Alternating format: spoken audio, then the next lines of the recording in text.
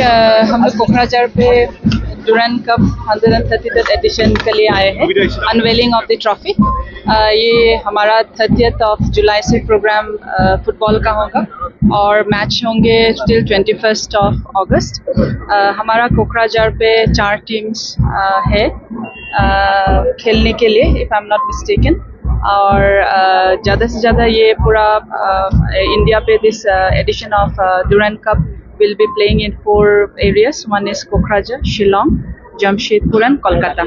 So हम लोग ये इवेंट इसमें लेके सोच रहे हैं कि जब ये कोकराझार पे आया है तो ये हमारा जितना बोरोलैंड एरियाज का, असम का लड़का लोग का एक एंथू होना चाहिए कि यहाँ पे एक फुटबॉल जो हम लोग गली गली में खेलता है वो एक नेशनल स्टैंडर्ड पे होने जा रहा है।